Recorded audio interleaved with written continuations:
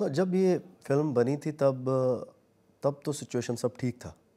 मतलब जब ये हमने शूट किया फरवरी में शूट किया, तब सिचुएशन ठीक थी, सारा कुछ सही चल रहा था। उसके बाद देखो बहुत सारी चीज़ें, बड़ी चीज़ें हमारे हाथ में नहीं हैं।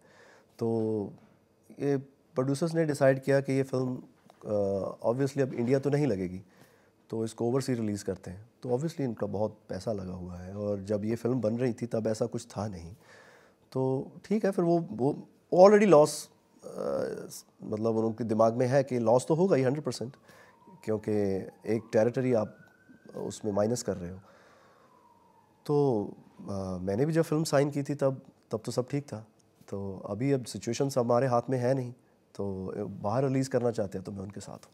How was it working with Hania Amir? I mean, she's in the trailer. We know she's in the movie. She was at your London show as well. There are a lot of people who want to know around the world. How was your experience working with her? Very good.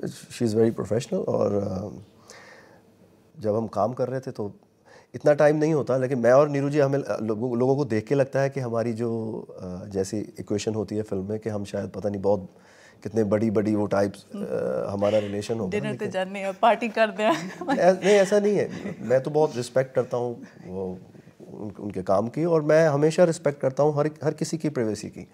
मैं खुद भी बहुत private हूँ, और मैं हर किसी की को स्पेस देता हूँ कि वो, और ख़ास करके लड़कियों को, कि यार उनको तो थोड़ा और स्पेस देना चाहिए, कि मतलब तो ऐसा फिल्मों में वो मेरा कैरेक्टर हो रहा है, वैसा मैं हूँ नहीं। तो अदरवाइज़ तो मैं बहुत, मतलब टू द पॉइंट ही हमारी बात होती है ज़्यादा।